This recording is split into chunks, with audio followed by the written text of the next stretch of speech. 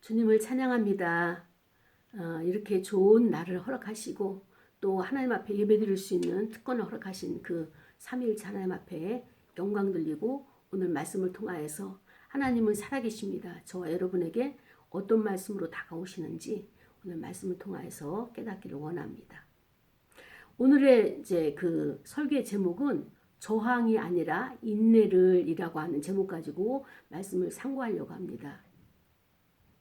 우리가 일상적인 생활을 하다가 분별이 잘 안 될 때가 있어요. 하나님의 뜻은, 하나님의 말씀은 분명히 아는데 그 뜻을 적용하는데 우리가 실패할 때가 있죠. 오늘 본문 속에서 나는 생활 가운데서 어떤 것에 있어서 분별하는데 실패를 하고 그 다음에 또 내가 연약한지 말씀을 통해서 깨닫기를 원합니다. 오늘 본문은요, 예수님께서 겟세마네 동산에서 땀방울이 핏방울이 되는 아주 진액이 마르는 그런 기도를 하시고 이제 내려오셨어요. 내려오실 때 제자들이 함께 했죠. 누구예요? 베드로, 요한, 야곱이 겟세마네 동산까지 가서 같이 함께 기도했지만 그리고 그 밑에서 기다리는 제자들과 함께 내려올 때 아주 칠흑 같은 깜깜한 밤이었죠. 그때 상대편에서 횃불을 들고 사람들이 오는 거예요. 그 오는 것을 보니까 갑자기 가룟 유다가 나타나서 선생님 하면서 입을 맞추는 거예요. 그리고 그 뒤에는 많은 무리들이 합류를 했어요.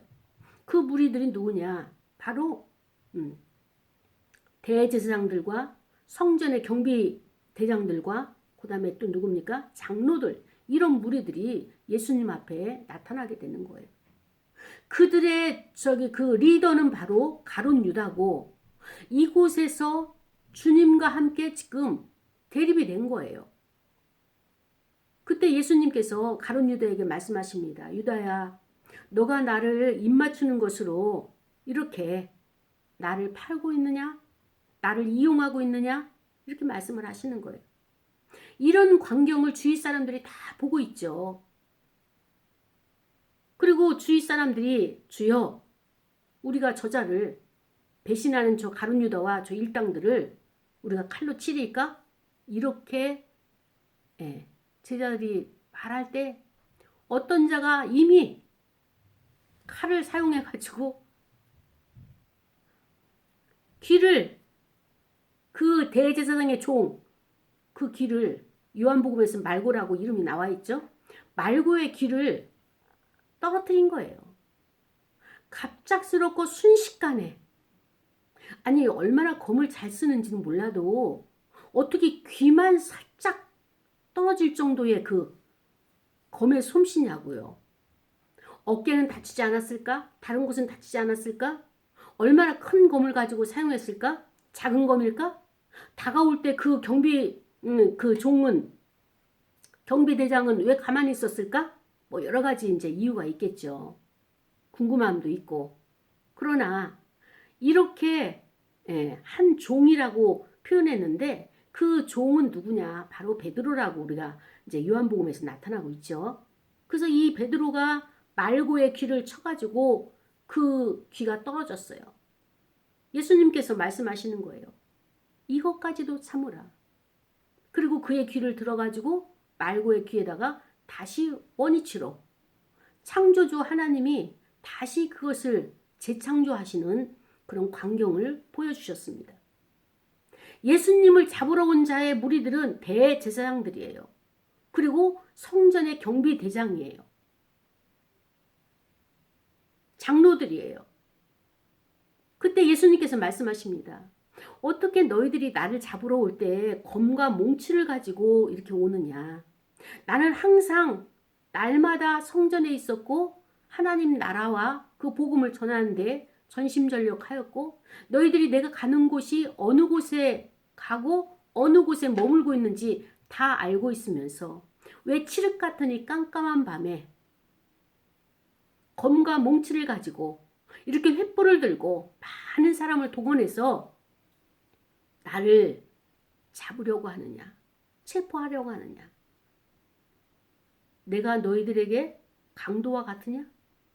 나를 강도라고 생각하고 이렇게 검과 몽치를 가지고 나에게 나왔느냐? 여러 가지 질문을 하시는 거예요. 그들은 대답이 없어요. 유구무원이에요. 그때 주님이 말씀하십니다. 이제는 너희의 때가 됐다. 이제는 어둠의 시기가 됐다. 이제는 너희들이 하고자 하는 대로 하도록 하나님께서 그것을 허락하신 때다. 라고 하면서 그들의 행동에 있어서 거부하지 아니하시고 저항하지 아니하시고 순순히 그것을 응하시는 예수님의 모습이 오늘 본문인 것입니다. 이 본문은 오늘 저와 여러분에게 주시는 하나님의 말씀이죠. 2000년 전에 일어났던 2000년 전에 이 사건이라고 우리가 보는 것이 아니라 하나님은 이와 같은 방식으로 이렇게 일을 하셨고 우리 때에도 이 시대에도 이러한 방법으로 지금 일을 하고 계시는 거예요. 예수님은 겟세마네 동산에서 열심히 기도를 하셨습니다.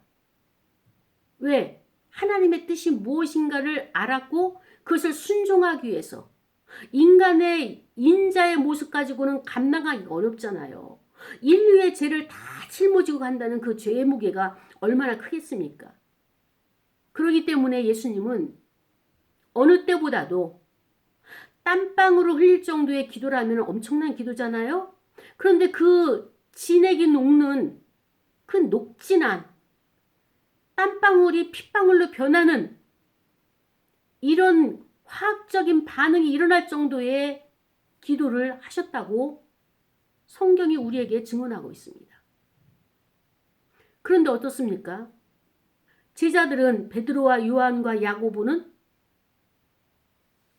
돌 던질 거리에서 기도하라고 했는데 첫 번째도 실패를 하고 두 번째도 실패하고 세 번째는 그냥 자라. 주님이 말씀하시듯이 물론 그들을 이해해요. 주님을 따라다니면서 사역을 함께 목격하기가 얼마나 힘들었겠습니까? 피곤하죠. 근데 주님은 이제 내가 죽어야 되는 그 죽음을 앞둔 주님의 인자와 이 베드로의 그 상태는 달랐던 거예요. 오늘 여기서 나타나는 거예요. 아니 지금 상황이 자기의 제자 가룟 유다가 나타났어요. 그 깜깜한 밤에 함께 기도하러 나타나지 않았지만 예수님을 체포하기 위해서 저들과 같이 협력하고 전략을 짜가지고 예수님의 반대편 대적자로 나타난 겁니다. 그러면서 입을 맞추는 거예요. 어떻습니까? 입맞춤이라고 하는 것은 동서고금을 막론하고 어때요? 존경의 표시잖아요. 그리고 친근감의 표시고. 그런데 이 가룟 유다는 철저하게 자기 자신의 속마음을 숨기고 예수님에게 그렇게 입맞춤하면서 그 무리들에게 표시를 하는 거예요. 깜깜해서 보이지 않지만 이분이 바로 예수다 라고 하면서 그들에게 점호할 수 있는 사인을 보내는 이 가룟 유다. 어쩌면 마지막까지도 이렇게 철저하게 예수님의 아픔이 되고 있는지 예수님께서 가룟 유다에게 교훈을 주시는 거예요. 너가 나를 입맞춤하면서 나를 파는데 너의 마음은 어떠니? 그러나 이 가룟 유다는 예수님의 마음에 찔림도 없고 그리고 회개할 생각도 없어요. 나중에 베드로는 예수님과 함께 눈만 마주쳐도 눈물이 흐르고 통곡을 하면서 힘겨워서 어쩔 줄 몰라 하고 회개의 자리로 나갔지만 교훈을 주고 예수님께서 바로 앞에서 직면을 시키는 그 가룟 유다는 직면을 당했음에도 불구하고 마음이 흔들리지가 않았어요. 결국 이 가룟 유다는 어떻습니까? 자기가 하고 싶은 대로 다 하고 그러고 나서 자살을 하는 그 길을 선택하는 이 가룟 유다를 보면서 베드로와 야고보와 요한은 예수님이 경고를 하셨어요. 기도해라. 어찌 지금이 잘 때냐. 너희들 기도해라. 그러면서 예수님도 그 기도의 자리로 다시 가시고 깨어서 또 다시 가시고 하는 것을 반복을 하셨죠. 그럼에도 불구하고 이 사건 속에서 베드로가 어떻습니까? 검을 가지고 예수님의 허락도 없는데 말고의 길을 잘라가지고 내동댕이 치는 이것을 보면서 어쩌면 예수님의 마음은 참 많이 힘드셨겠다라고 하는 그 마음이 들었습니다. 왜냐하면 예수님은 무저항이잖아요. 하늘의 열두 두령 아버지께 그 영들을 내려다가 저들을 어때요? 그 승복하게 할 수도 있고 여러 가지 하나님의 능력을 사용할 수도 있는 상황임에도 불구하고 예수님은 자신을 위해서 하늘의 능력을 사용하지 않으셨어요. 철저하게 하나님의 뜻과 섭리라는 것을 알고 그 말씀에 순종을 하시고 그대로 그 환경 속에서 일어난 것을 받아들이는 이 모습을 보게 됩니다.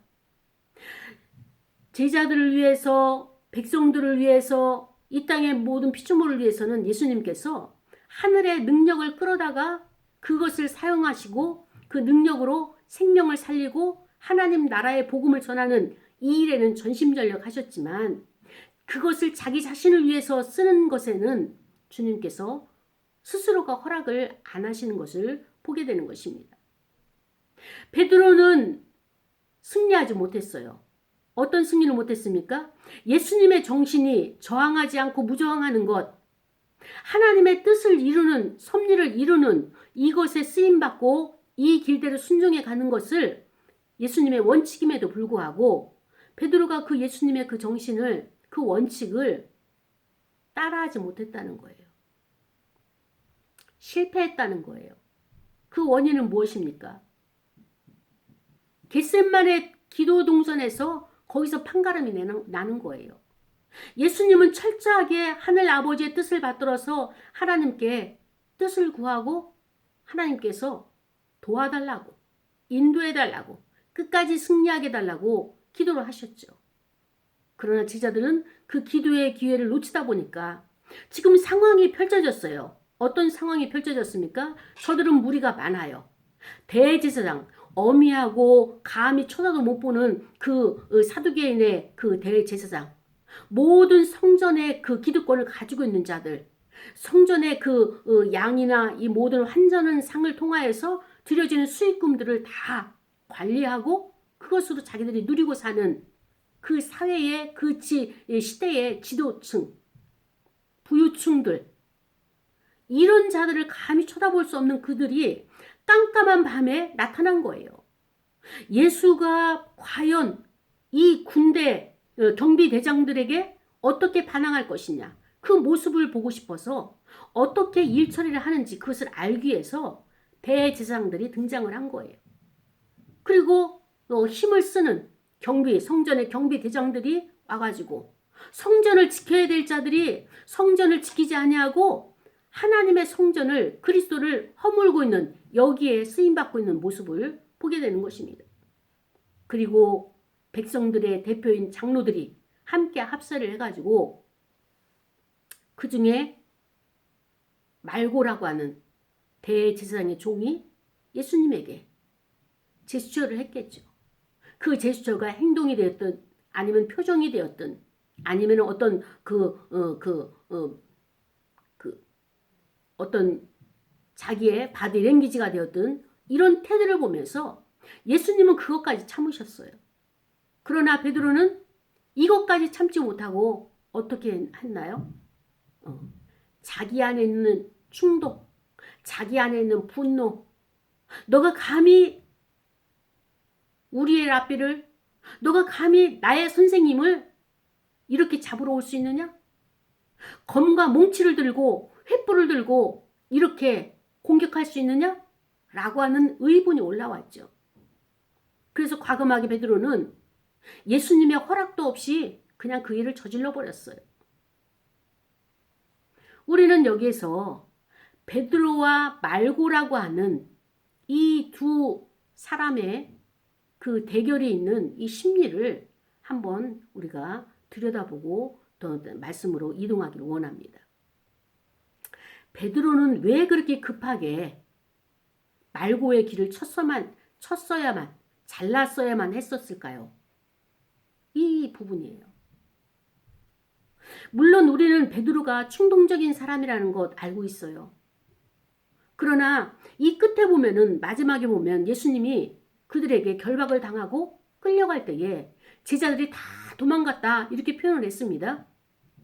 그리고 오늘 이 복음서에는 베드로의 이름이 대제사장의 종의 귀를 자른 베드로의 이름이 없어요. 복음서에는 없는데 유일하게 요한복음에 기록해 놓고 있는 것입니다. 왜 복음서에서는 그 이름이 빠지고 베드로의 이름과 말고의 이름이 빠지고 이 요한복음에서는 기록되어 있었을까요? 이 성경이 기록된 당시만 하더라도 베드로는 살아있는 존재였었고 또 이 사건의 모든 것들이 다 적나라하게 드러나게 되면 베드로의 신변이 안전을 보장받지 못하기 때문에 거기에 대한 조치라고 보게 되는 것입니다. 신변의 안전을 위해서 이 기록자가 누가라고 하는 기자가 그 베드로의 이름을 뺐고 그 다음에 또 상대의 이름인 말고의 이름도 여기서 삭제를 하고 대제사장의 종이라고 이렇게 표기를 한 것을 보게 되는 것입니다. 그렇습니다. 베드로는 급했어요. 충동도 있었어요. 그러나 화가 났어요. 이분이 메시아고 이분이 그리스도고 그동안에 따라다니면서 예수님의 그 사역과 이 모든 것을 다 말씀을 들으면서 하나님 나라가 임했고 그래서 회개하고 자복하고 나는 더 이상 주님 앞에서 죄인이다라고 하는 자기 자신도 신앙의 정체성을 다 이것을 세웠고 그리고 주는 그리스도시요 살아계신 하나님의 아들이십니다라고 하는 믿음이 확고하게 세워져서 이분이 메시아가 맞는데 감히 하나님의 아들 메시아를 너희들이 이 대제사장을 앞세워가지고 이렇게 무례하게 강도를 잡듯이 강도를 잡아가지고 체포하듯이 나의 선생님을 그리스도를 하나님의 아들을 이렇게 취급하는 이 체포의 이 모습이 그리고 그 중에서 가장 힘이 센 이 대제사장의 종인 경비대장인 말고가 뒤에 대제사장을 힘을 얻고 감히 그리스도 앞에서 힘을 쓰려고 하는 이것을 베드로는 견딜 수가 없는 거예요. 어떻게 보면 베드로는 예수님을 방어하기 위해서, 예수님을 돕기 위해서, 예수님을 보호하기 위해서 자기의 의로운 감정을 사용을 했습니다. 그러나 여기에 예수님께서는 뭐라고 말씀하십니까? 이것까지도 참으라. 예수님은 그것까지 참으셨어요. 예수님의 어미하심과 그 모든 그 권위와 이 모든 것들을 있음에도 불구하고 저들은 겁이 나서 왜냐? 예수님의 제목을 어떤 죄가 있다라고 하는 것을 체포해야 될 제목이 없어요.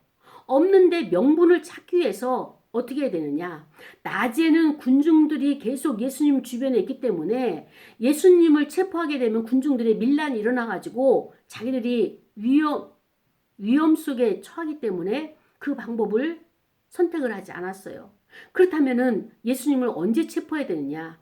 백성들이 없는 틈을 타가지고 언제? 깜깜한 밤에 기도하러 겟세마네 동산에 가신다라고 하는 정보를 가룟 유다는 잘 알았죠.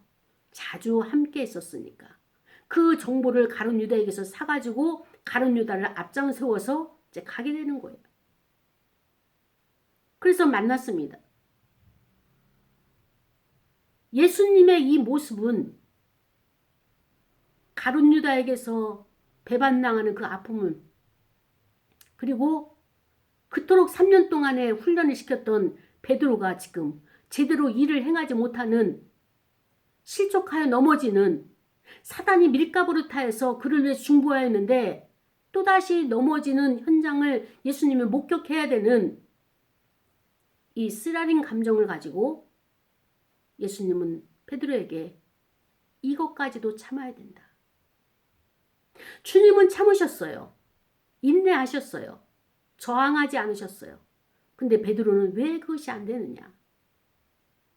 그것을 예수님이 오늘 몸소 스스로 우리에게 학습으로 보여주시는 겁니다. 기도다. 겟셋만의 기도. 땀 흘리는 기도.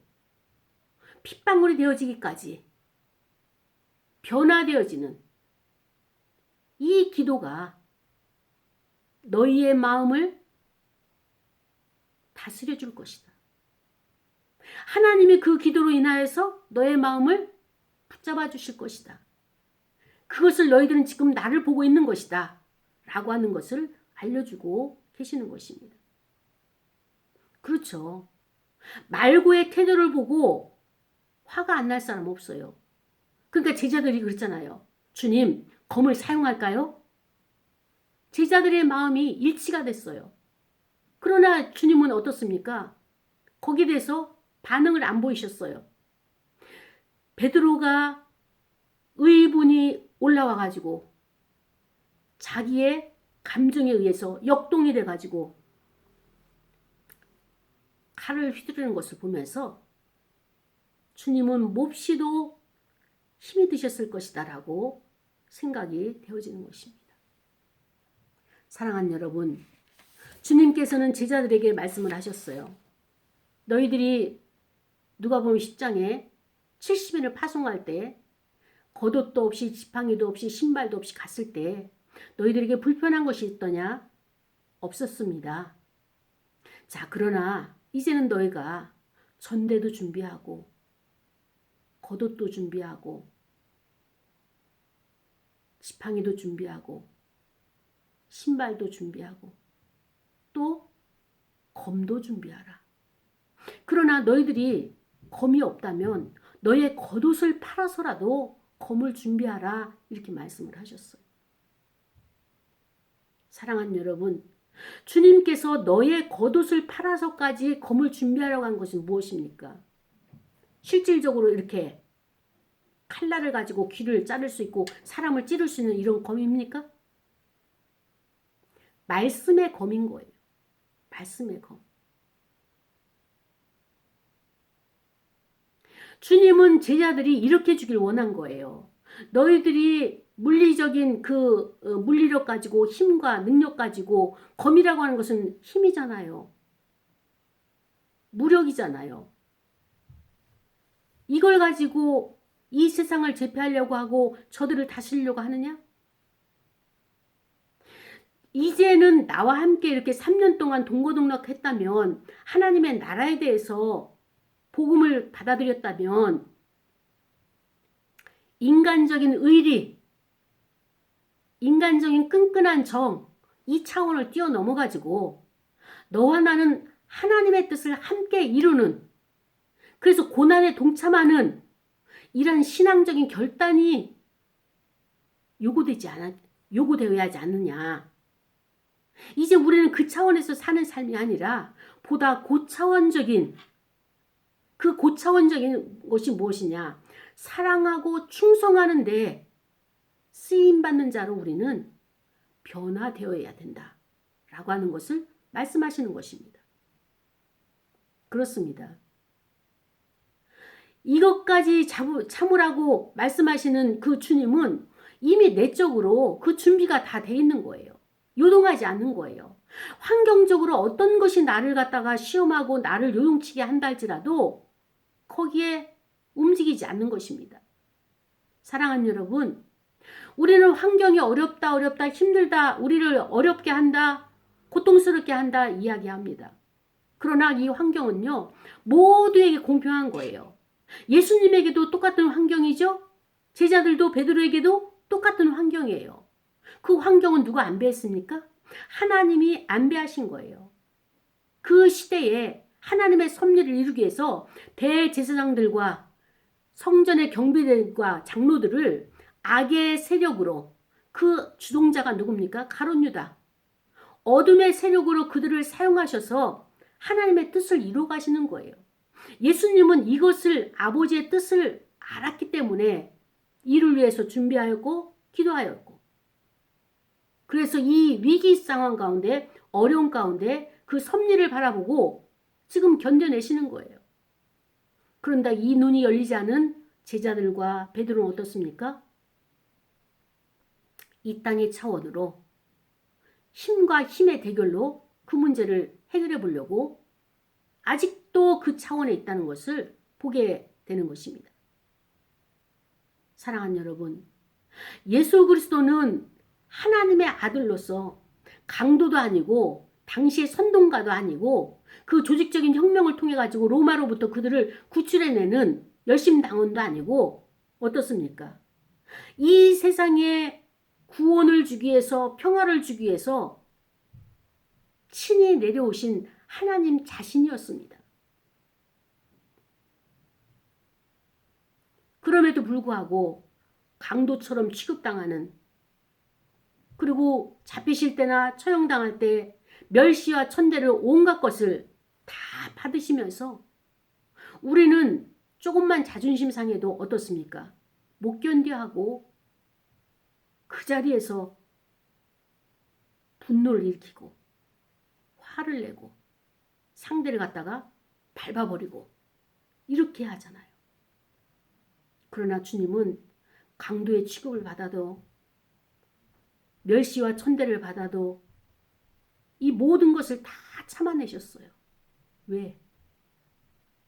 당신 스스로가 아니라 나를 위하여, 우리들을 위하여, 인류를 위한 이 사명을 위해서 자기 자신을 낮추고 정말로 겸손해져야지만이 이 사명을 감당하기 때문에 이것을 끝까지 사랑으로 견뎌내셨습니다. 이만큼 주님께서 나를 사랑하시고 여러분을 사랑하시는 거예요. 합당한 제목이 없어요. 예수님은 선동가도 아니고 그 다음에 또 유대인들에게 해를 가한 것도 아니고, 그럼에도 불구하고 그들은 어떻게 하여야 예수를 잡을 수 있을까? 이 방책을 구하다가 결국에는 깜깜한 밤을 선택한 어둠의 세력이 사용하는 무기를 들고 깜깜한 밤 어둠을 선택하고, 그리고 또 폭력을 동원해 가지고 이렇게 하나님의 일을 그대로, 선지자의 예언을 그대로, 하나님께서 이끄시는 그것을 그대로 행하는 이 모습을 보면서 그렇습니다. 여러분, 배신하는 가룟 유다와 그 다음에 또 아직도 인격이 그리스도의 정신을, 그리스도의 이 모든 것이 인격을 받아들여지고 그 다음에 또 그것을 따르지 못하는 미성숙한 베드로를 보면서, 제자들을 보면서 주님의 마음이 그 밤에 어떠셨을까? 마음의 결단은 아버지의 뜻을 따라서 순종을 하지만, 그러나 이것이 되어지지 않는 제자들을 보면서, 그들의 앞길을 보면서 주님의 마음은 심히도 슬펐던 밤이었을 것 같습니다. 눈물은 겟세마네에서 다 흘리셨지만 마음이 심히 서글프고 슬픈 밤을 보내면서 결국에는 아버지의 뜻을 이루는데 모든 초점을 맞추는 여기서 만족할 수밖에 없는, 자기 자신을 다스릴 수밖에 없는 그런 밤이 바로 이 밤이지 않았을까라고 하는 생각을 해보게 되는 것입니다. 사랑하는 여러분, 우리는 내가 가르쳤기 때문에, 내가 그를 양육했기 때문에 사랑하는 것만큼 기대도 큰 거예요. 주님이 우리를 얼마나 사랑하셨습니까? 이 제자들을 얼마나 사랑합니까? 기대가 얼마나 크셨겠어요. 그러나 결국 인간은 낭만만 주고 절망만 주고 연약함만 주는 것이 인간이라는 것을 오늘 말씀을 통하여서 저와 여러분에게 깨닫게 하시는 겁니다. 여러분이 키운 사람, 자식들, 여러분이 가리키고 양육한 그 모든 사람들이 여러분들에게 어떤 것을 가져다 주지 않습니다. 그렇게 기대했다면 여러분은 그것을 내려놔야 돼요. 내가 이렇게 열심히 설교를 준비해가지고 내가 말씀을 준비해가지고 양육하고 가르쳤는데 왜 아직도 변화되지 않고 왜 아직도 깨닫지 못하고 그 자리에 머무르고 있는지 안타깝다. 주님도 그 말씀 안 하시는 거예요. 베드로는 그 안에 있는 충동이 아직 그 인격이 변화되지 않았어요. 그리고 횃불을 가지고 검과 몽치를 가지고 달려드는 저들을 보면서 두려움이 앞섰어요. 그런데 그 앞에서 이 모든 분위기 앞에서 예수님은 아무런 저항도 없이 그 모든 체포를 다 받아들이시는 이 주님을 보면서 제자들은 혼비백산하고 다 도망갈 수밖에 없었습니다. 예수님은 교훈하셨어요. 말씀하셨어요. 그를 잡으러 온 대제사장들과 성전의 경비대장들과 장로들에게 너희들은 너무 비열하다. 내가 강도냐? 성전에서 날마다 말씀을 가리키고 하나님의 나라의 복음을 전하는 것 뻔히 알면서 나를 강도 취급하듯이 그리고 또 너희들이 나서지 아니하고 경비대장과 이런 종들을 가룟유다를 사가지고 그 뒤에 조종하는 너의 모습, 이 시대의 제사장들, 이 시대의 목사들, 이것이 너의 정체냐? 라고 하면서 예수님은 그들을 책망하시는 것을 보게 되는 것입니다. 사랑하는 여러분, 그렇습니다. 예수님은 참으로 많은 능력과 권세를 가지고 있어요. 하늘의 모든 그 능력을 다 가져다가 사용하실 수 있으신 분이었습니다. 그러나 첫 번째로 예수님은 어떤 것에 심려를 기울이셨는가 하면은 하나님의 뜻을, 모든 일은 하나님께서 결정하시는 계획과 선견에 의해서 행해진다라고 하는 이 뜻을, 섭리를, 하나님의 주권을 첫 번째로 인정을 하신 것입니다.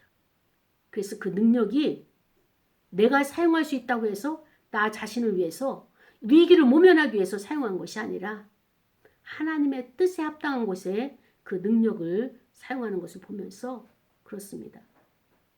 사랑하는 여러분, 여러분 생활 가운데 정말 참지 못할 일이 있죠.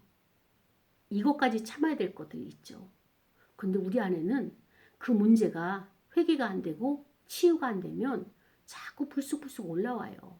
이것을 우리는 역동이라고 표현하는데 이 역동이 올라오면 올라올수록 어떻게 됩니까? 하나님의 영광이 되어지지 않는 것입니다.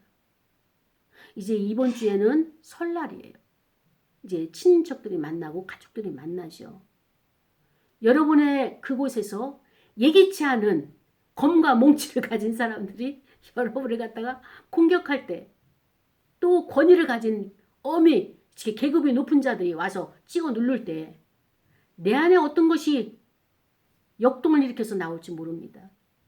이때를 위해서 주님 말씀하시는 거예요. 이것까지 참으라. 여러분의 상황은 하나님께서 안배하셨기 때문에 하나님이 나를 테스트하기 위해서 그런 환경 속에 나를 몰아넣는다 할지라도 이것을 넉넉히 이기는 저와 여러분이 되길 원합니다. 그러기 위해서 우리는 어떻게 해야 됩니까? 준비기도 하고 어느 곳을 가든지 하나님께서 다스려달라고 어떤 것까지도 나를 잡아가는 것까지도 참고 용납하라 말씀하신 주님의 말씀을 기억하면서 그 주님은 바로 하나님 자신이기 때문에 우리에게 이번 주에 찾아오셔서 이렇게 말씀해 주시잖아요. 그래서 우리가 이번 설에도 또 우리 일상생활에서도 어떠한 것이 나타나더라도 이 감정으로 휘말리지 않는 우리 모두가 되게 해달라고 다 같이 이 시간에 말씀을 생각하면서 통성으로 기도하시겠습니다.